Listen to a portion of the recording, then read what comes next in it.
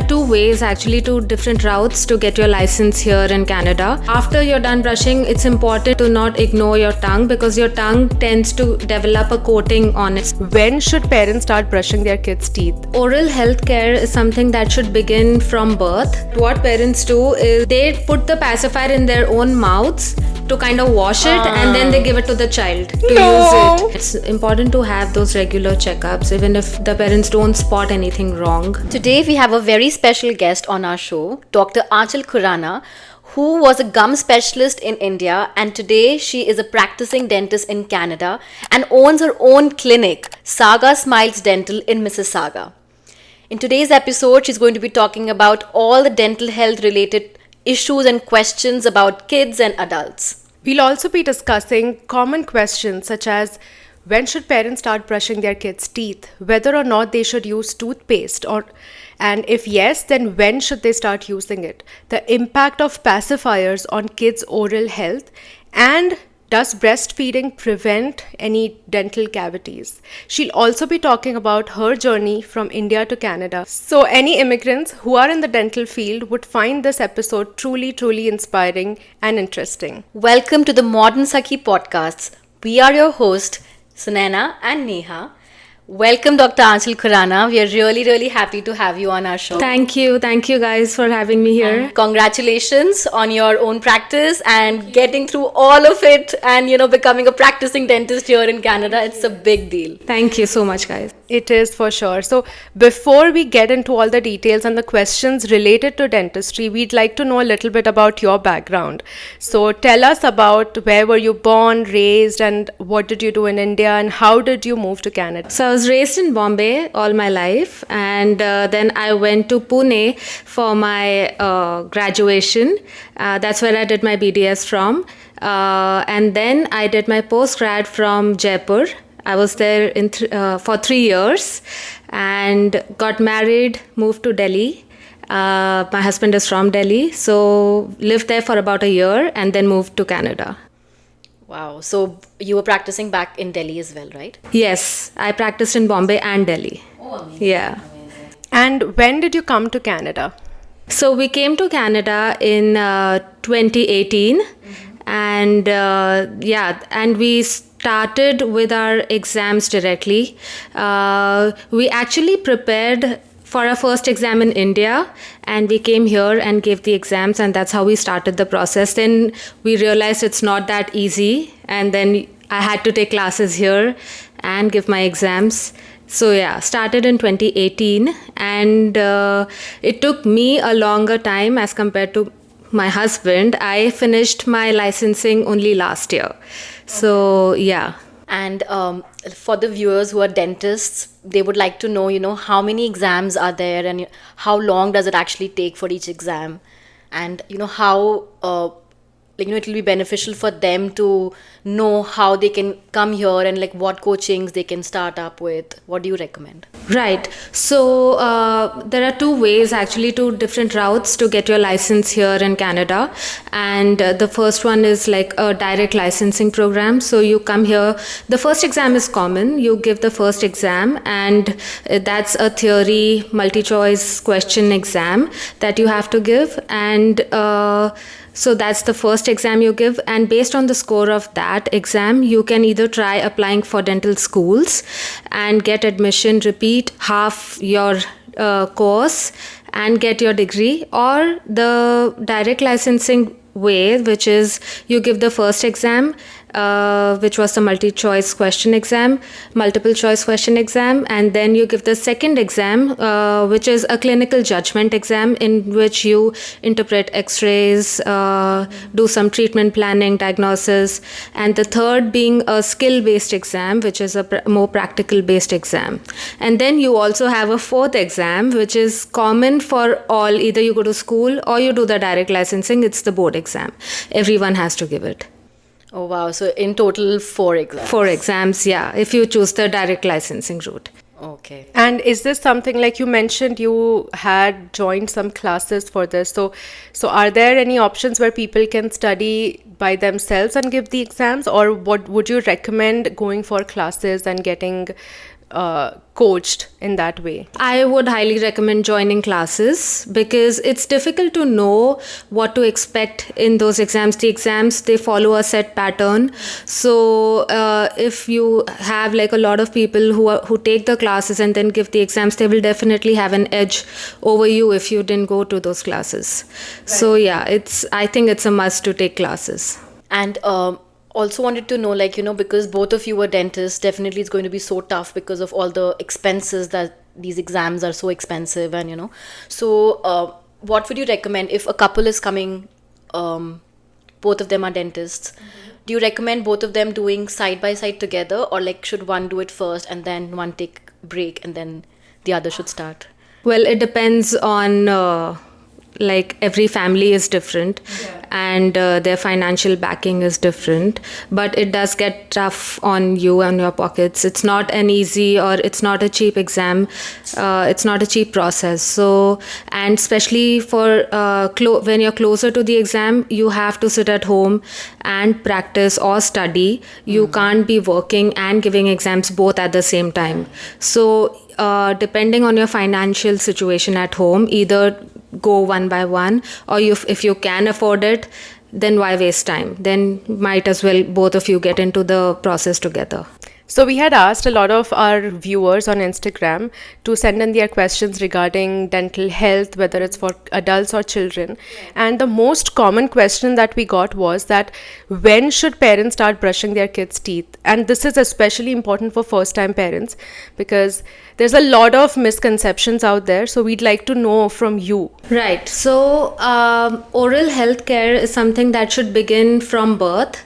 Yeah, you should start as early as the child is born. So starting from 0 to 6 months of age for the child, what the parents can do is just take a wet piece of gauze and wrap it around their finger, or a washcloth which is wet, and after every feed it is recommended you just wipe down the baby's gum pads. The baby just has gums in his or her mouth, so you just wipe down the gum pads, and that's about it. I know it may not be possible, but to do this at night is a must. Because I've heard like many moms say that I don't want to do it once the baby is asleep. Yeah. They're so scared to wake the baby up, but that's when you start instilling the habit. That's from when the child is born, so that they're used to this and it doesn't startle them. So 0 to 6 months, this is what you can do, and 6 months is generally when the first tooth starts coming in. You can the parents can take a toothbrush and just do some light brushing without any toothpaste on it, and you only start using a toothpaste at 24 months for the child. That also, it has to just be a pea-sized amount to be placed on the brush, and then the parents definitely have to help the child until the age of 6 years. By the age of 6 years, the child should be able to brush independently. Okay. Yeah. So 6 to 12 months is also the age bracket where you want to start weaning off the bottle. So you introduce the sippy cup, but the sippy cup also is something that is just helping you transition. So when the child turns 1 is when the child should be able to drink water from a cup. Okay. Yeah. Because the nighttime feed, if it's with a bottle, would not be helpful for the oral cavity. Is that what you're saying? Like it'll... Yeah, and plus using a bottle also has its side effects, right? So you should aim to stop bottle feeding by 1. This is a very important point because a lot of parents don't know this, and I've seen, like, I'm not of course trying to shame any parent, but I've seen parents using a bottle for their kids until they are like 2-3 years. I'm one of them. I think my daughter stopped a bottle just before she was going to turn 3. But being a dentist myself, I knew the side effects of it. So it was always like she's never sleeping with the bottle. Like she took her feed, then making sure that she's brushing her teeth and then going to bed. It's important that there's no milk pooling in the child's mouth at bedtime, because it contains a high amount of sugar, can cause cavities in a child's mouth. So one question I had was breast milk. Now, of course, once the child is 12 months plus, parents start weaning off and they start using normal cow milk or whatever.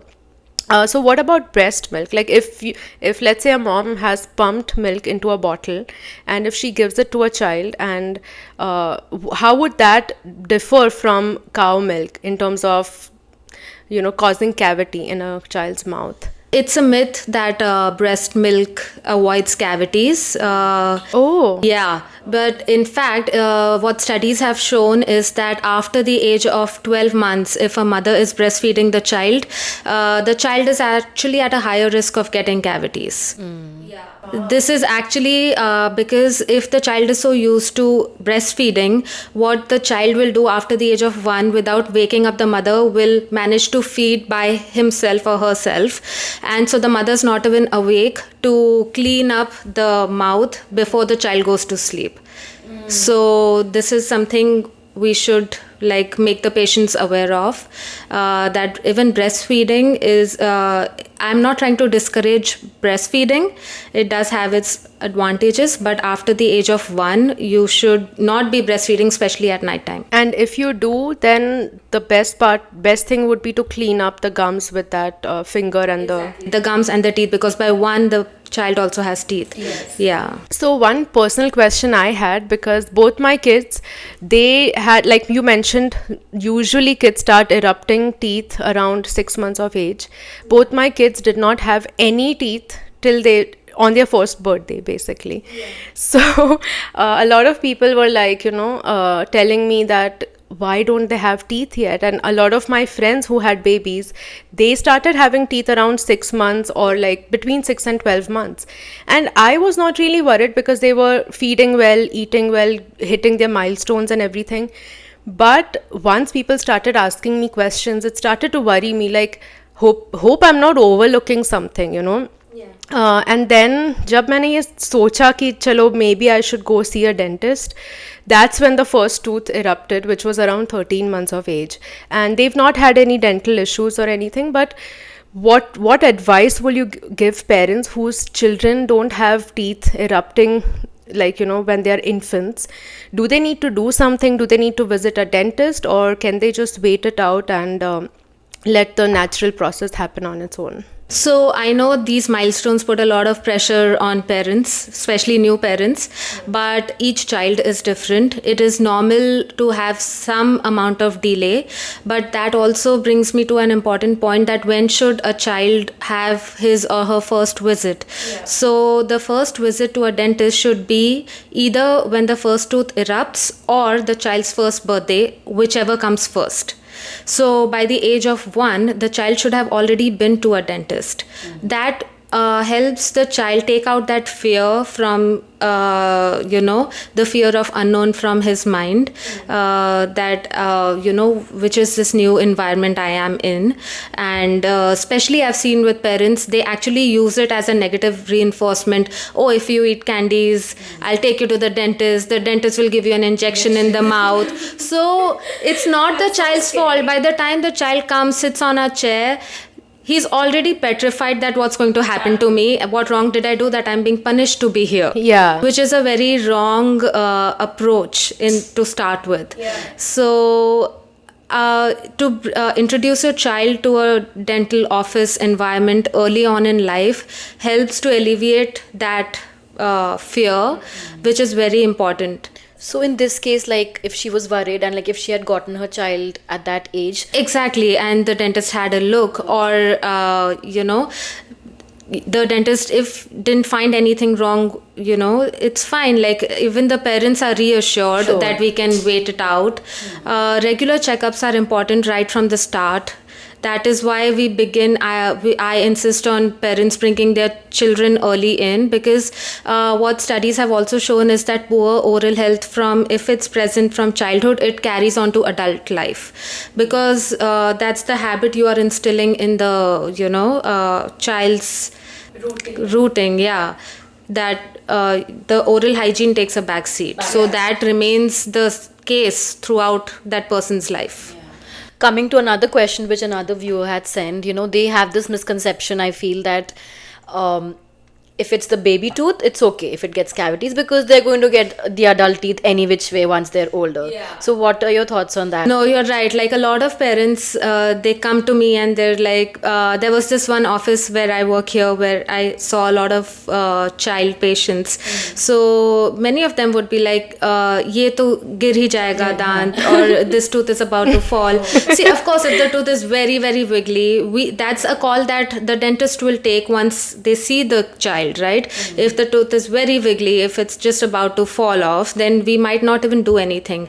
But if there is still time for the tooth to fall off and for the permanent tooth to come in its place, then it's important to treat that milk tooth also if it has any cavities, because otherwise what can happen is that tooth can get infected, it can get an abscess, or we may have to end up just pulling the tooth out, and pulling a tooth out before it should also causes a lot of malocclusion problems, like a lot of problems in shifting of the teeth because there's an empty space there.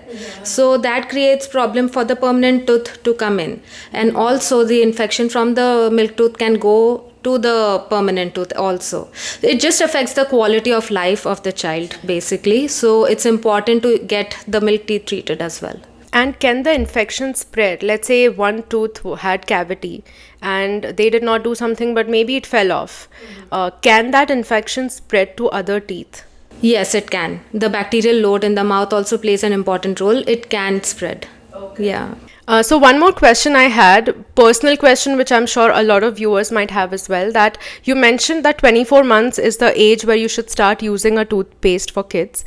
So what should you look for in a toothpaste, whether it's for your child or for yourself? Like what kind of toothpaste would be the most ideal and safe? So for children and adults as well, depending on the area where you live in, if there's no fluoride added to the water you drink, you can use a fluoridated toothpaste. What I recommend, however, even for young children, is that use a normal adult toothpaste for them, because what happens is what you get in the market at all these stores is the flavored toothpaste for children. They are so tasty that the kids end up swallowing. They're tempted to, right? They're tempted to just gulp down the toothpaste, so they don't really concentrate on the technique of brushing. They just enjoy the taste and then they say we're done. So you can use a normal adult toothpaste, but yes, in like limited quantities. Before 24 months of age, it should be just a rice grain sized, and above 24 months, just a pea sized amount of toothpaste. And for adults, I recommend a normal plain white toothpaste, no fancy stuff. Like People have this charcoal and like charcoal is actually abrasive, so yeah, no gels, just a plain white toothpaste. Okay, that's really good to know, because there are so many of these fancy toothpastes that come out and हर उसमें लिखा होता है number 1 recommended by 99% dentists or whatever. So we don't know what to trust, right? Plain white toothpaste and an ultra soft or soft toothbrush. Another thing that I wanted to ask you is about tongue cleaning, because many people just focus on their teeth rather and not tongue. So can you just explain that a little bit? So after you're done brushing, it's important to not ignore your tongue, because your tongue tends to develop a coating on it, which can lead to other problems like bad breath, halitosis, So it's important. You don't need to have a fancy tongue cleaner to do it. Just your normal toothbrush, also if you just run it across your tongue, it should be fine. But yeah, tongue cleaning is important and should not be missed, and so is flossing. Yeah, flossing. One thing that I think I always skip. And India, I feel when I was in India till that time, like even when I was a dentist, like flossing was something like never do it, like and especially explaining it to our parents about flossing, oh my god. But that's the thing, that's where the cavities are usually found, in between the teeth, because that's where the bristles of your brush do not reach. The only thing that can reach there is a floss, so it's important to floss your teeth as well. So for kids, when can we start flossing? I'd say if you are helping the child, introduce it as early as you think you're comfortable doing it, because kids in their milk teeth generally have spaces. So they understand the concept well, it's easier to do it, and then they form this habit right from the beginning. So I've also noticed I tried to floss my own teeth and I noticed I started bleeding. So is that normal? Should that happen? Like if you don't have too much space or gap between your teeth? Right. It's not normal. I mean, just a small amount of blood is okay. But what I recommend my patients is when I teach them how to floss, I tell them to start doing it by standing in front of the mirror. That helps them understand where they're reaching and how much pressure to apply. If you apply too much pressure, of course, you can cause trauma to the gums, and we don't want that to happen. We don't want any injuries on the gums. So it's important to gauge the pressure that you apply when you pass the floss in between your teeth, because if the teeth have tight contacts in between them, you do have to apply a certain amount of pressure so that the floss passes through the contact, which is important. That is the point of flossing your teeth. So, but yeah, if you notice any excessive bleeding, you should definitely see your dentist.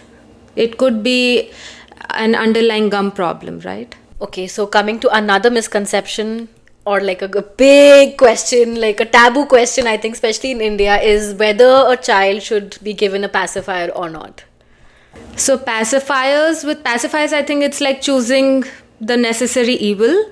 I would say it has both pros and cons to it. Pacifiers are good in situations if you have a premature child that's being born, because what happens is babies, when they're in the womb, they practice suckling onto their fingers or even the umbilical cord sometimes. So when they're born prematurely, using a pacifier in NICUs, it comforts the child. So for that situation, it's a very good solution. We don't know how, secondly, but pacifiers are also linked with reducing SIDS, sudden infant death syndrome, by about 50%. Nobody knows how, but they've seen this. So when you give a pacifier to a child at night time, what studies have found is that it does considerably reduce the amount of SIDS. So for these situations, pacifiers are good. They help calm the baby, soothe the baby, but the pacifier should only be used for the first 10 months of the life of the child, because there are a lot of cons that come with it. Like if the child is using the pacifiers for more than 12 months of age, again, they may start developing dental problems, like your teeth of the children, they may start moving forward, upwards. The roof of the mouth can start getting constricted, which changes the occlusion of the teeth. You're right. I have seen kids who've been using pacifiers until they're 3 and 4. Yeah, I have, and like obviously I don't say anything, but I just feel like it's going to be so hard. And like you mentioned, the teeth start moving, or they start kind of You can see the difference, right? Protruding. bit, and I've seen that in children, and I feel like they should have started weaning them off much earlier, because I think it's a little easier also. So be it thumb sucking or using a pacifier, if done above the age of 4, then the changes in the teeth become non-reversible. If you can manage, if you can manage to get rid of the habit, it's easier to get rid of the pacifier than getting rid of thumb sucking. So that's what I said. It's like choosing the necessary evil. Like it's better that your child is on a pacifier than thumb sucking, because it's easier to wean off the child from pacifiers, right? The second disadvantage of using a pacifier is it can affect the patency of the eustachian tube in the ear. So children are more prone to otitis media. That is one thing. And also what experts recommend is introduce the pacifier only after first 4 weeks of the child's life. So when a baby is like just born, you don't give the pacifier in the first place. Otherwise, it can interfere with the breastfeeding mechanism, the bonding between the child and the mom. It interferes with that. And also it's been seen that mothers are less motivated to breastfeed their children if they're using pacifiers. Because the kid is technically sucking on it and soothing themselves, so they don't want to be latched Yeah, on the it's breast. kind of a non-nutritive sucking habit. But yeah, so introduce the pacifier only after first 4 weeks of the life of the newborn. Wow, these are some great newborn and infant tips which even I didn't know, although I didn't give my kids pacifier because मैंने वही सुना था कि दांत में वो आगे आ जाएंगे या whatever. But yeah, a lot of parents don't know this at all. Like with me, I gave my daughter a pacifier and it worked wonders for me, especially like night time. Sometimes she used to just wake up and she would want us around, and she would just see her pacifier lying down around in the crib, and then she would soothe Yeah, giving it at nighttime is a good and idea. I saw her teeth also, like, protruding, but I knew that no, now I have to stop. So around for me it was around 21 months that I stopped. So that was also a big challenge, but it happened really quickly as compared to weaning off from the bottle. Pacifier was very quick, like it's easier, very easy. और आजकल वो stories भी है. There's a whole book on how you can like get rid of your pacifier and make it like a story time. So there are ways to do it. See, if a child is thumb sucking and if that is going on above the age of 4 also, we need to understand why is it happening in the first place, because a child will be involved in thumb sucking or will suck on his or her digits only when he's not secure. Yeah. So that's also something that the parents should look into, talk to the child and understand if there's any underlying issue, if they're like for They're example if anxious. it's a new school, a new sibling also, or a new house that they've moved to, that can make the child anxious and they start sucking their thumb. So you need to understand the child's problem. If the child is undergoing any issues of those kinds, you need to understand that. You need to secondly encourage the children to stop thumb sucking, and you can do that by some positive reinforcements. Just don't nag the child. Don't scold the child for thumb sucking, because it's not the child's It's just a response to fear or the anxiety. child is trying to soothe himself from something that he's not able to otherwise. Maybe he doesn't have that support from the parents or the understanding, and the child himself is too young to understand what's happening. So that is one thing that's important for the parents to know. Also, like, there's so many pacifiers in the market. Yeah. Especially, I think the ones that has like a stuffed toy, like coming down from it. So, and I've seen so many parents use it, and I like feel like telling them that that is not the correct one. So, like, which one would you recommend? Like, if Nowadays, there are a lot of orthodontic pacifiers available. I would recommend the parents go in for those, because they are designed in a specific way to minimize any changes to the children's teeth. One more thing that I've seen is, it may sound gross, but what parents do is they put the pacifier in their own mouths to kind of wash it, and then they give it to the child to use it. Yeah, that is a complete no-no. In fact, what I've seen for some, which also is a gross fact, but sometimes what mothers do is they chew on their food and then they give it to the child to eat. So you are just passing on a lot of bacterial crazy. load from your mouth to your child's mouth. Your child does not have the same immunity as you.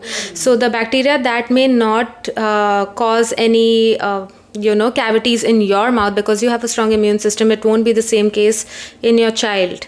So that you're just making the child more prone to getting cavities by doing so. So you shouldn't be sharing food also. And the pacifiers, of course, should be washed separately from the utensils and sanitized, disinfected. Yeah, because in India I've seen it, like, if the food is really hot, you're like trying to, or if it's it's a solid item, you want to break it down, you're just using your own. Just break it down with a fork or something, right? Mash it up. That's crazy. But it happens, parents do that. I actually did not know this, but Like even, sharing the same spoon, like, like feeding yourself also, and then using the same spoon for your kid. You should abstain yourself from doing that. Even for adults, right? Like, not just for the kid, but like even like sharing like spoons with your partner the whole time. Like, do you think that's okay? I would say, that's better than sharing it with your child again, because your child has no immunity or less immunity as compared to you. So with pacifiers, the points to keep in mind are just use the pacifiers judiciously for a short period of time and only under limited circumstances. Like we see so many, like I've seen a lot of kids, and like not like shaming any parent, but like the pacifier is like 24/7 in the mouth of a child. Like even if they're playing, they're like they have the pacifier. And then it falls down and they just pick it up and put it back in the mouth. That's even worse. Yeah. So that should not happen. No, that shouldn't happen. So now, after babies and pacifiers, let's move on to the toddler stage or the little children's age, when they start eating a lot of outside food, especially sugary drinks and snacks, which I've seen these days in order to, because parents also might not have a lot of time to cook fresh food. So I've seen packets are being opened all the time. They've been given sugary drinks, food right in the morning and just before going to bed as well. So what's your take on that? Like, what kind of sugary foods should kids be allowed to eat? And also fruits, because fruits have sugar also. And how should they take care of their teeth in that case? So it may surprise you, but a lot of food items that you may think are a healthy snack for your child may actually contain more sugar. Like a serving of milk has about 12 grams of sugar. A serving of just apple has about 19 grams of sugar, and a packet of jam has about just 7 grams of sugar. So, yeah, it may be a little confusing. It's not only about the sugar content in the food that you feed your child. Getting cavities also depends on a lot of other things, like how sticky is the food that you give to the child, what is the amount that you feed the child, and what is the frequency. So those factors are equally important that predispose a child to cavities, not just sugar content. So you can't stop giving fruits or milk to your child, but yeah, you can be aware and give them, like, of course the child can't be on candies or just jam as a snack. What you can consider are yogurt, granola bars. These are good options as snacks. But that being said, what we usually, when you go to a dentist, they recommend that, okay, you should brush your teeth twice a day for 2 full minutes. But think about it, it's like a big task for us also as adults to brush for 2 full minutes is a long time. So the child has a lesser attention span and is not very motivated to stand there and brush for 2 full minutes. So what we recommend is brushing. I know it may sound like a lot and that who's going to do it, but if you instill this habit, what I recommend is brushing your teeth for just 30 seconds. For kids, not for adults. Okay. Just brush your teeth for 30 seconds. This has to be, the first brushing will be after breakfast and before the child leaves for school. Okay, so after a meal you're talking? Yes. Okay. So this will be after breakfast, and then 30 seconds after lunch, 30 seconds after dinner, and 30 seconds before going to bed. So that makes it 2 full minutes, and you have divided it after every meal. So if you... Yeah, this is one good tip I picked up from a dentist, a pediatric dentist who practices in Toronto. So this is what he recommends. So 30 seconds after breakfast, after lunch, after dinner, and before going to bed. So what is the reason that we should brush 30 seconds for 30 seconds after dinner and then again just before bed? I don't know now, this is what he... But because sometimes dinner or सोने के वक्त time होता है ना, तो कुछ फिर से sometimes the child has milk or something. Okay, for that. Yeah.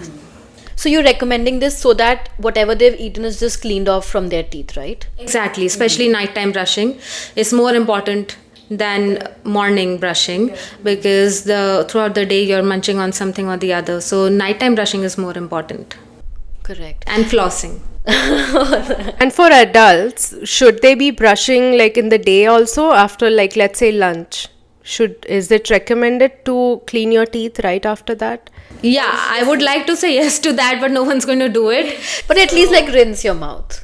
Yeah, of course. Yeah, of course. Rinse your mouth. Forget that also. Like after eating, you're just so busy working, you just start working again.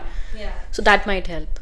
That might help, but I mean, even to get them to do it twice a day is a big achievement. So, Also, what's your take on like brushing first thing in the morning versus some people who say that okay, we'll just finish our breakfast and then brush. Like it's okay to wait it out and then brush after breakfast. that's okay. It's fine as long as that person has brushed his teeth at night. So it's okay. Because sometimes I've noticed, usually I do brush my teeth at night. Now I'm a little scared because I'm like two dentists here. But sometimes when I don't do it, I feel like more gross in the morning. Versus if I've done my brushing at night, my mouth doesn't feel that gross in the morning. Think of a plate with like food that's left on the countertop throughout the night. You know, the food starts to decompose, and so it's the same thing. There's food stuck in between your teeth, and you don't take that out. You don't floss or brush at night, and you just sleep like that. So that food is the bacteria. It's like a playground for the bacteria. So it's just, the bacteria starts acting on it, and the acidic levels of your mouth changes. So there are a lot of changes that happen. So it's better you brush at night and then sleep. Also, coming to that 2 minutes question, like because now we have electric brushes as well, which already has a timer for each section, like 30 seconds, 30 seconds. So, do you recommend using that as compared to a manual one? It's a personal choice. It's completely a personal choice. Yeah. There's nothing good or There's nothing good or bad as long as the technique is good.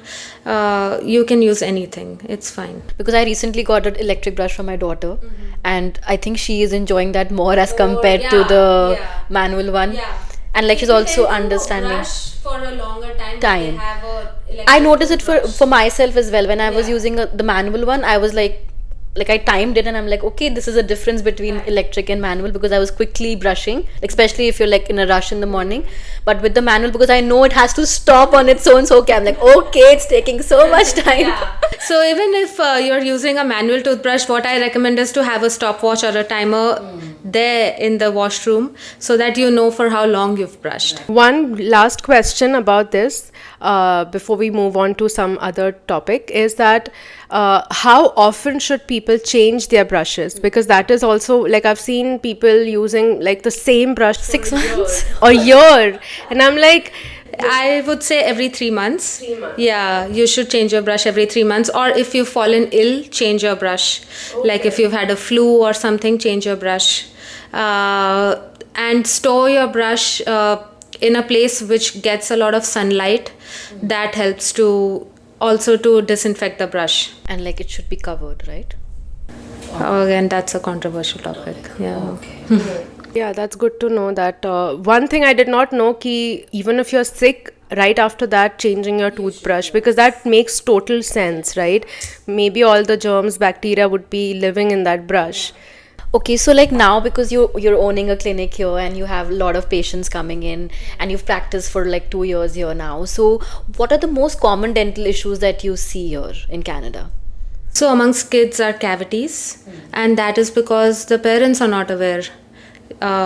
It's only when they see something black, some black spots on the child's teeth, they bring their child in for a checkup. But sometimes by then the cavities are already pretty deep, the child will be in pain.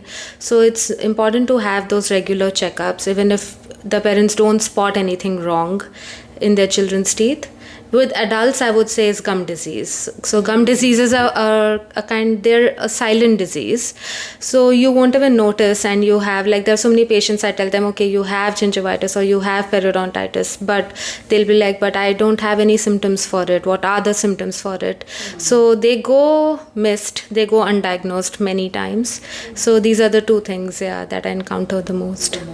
And so what are the tips that you would like to give, like both kids and adults, so that this is prevented?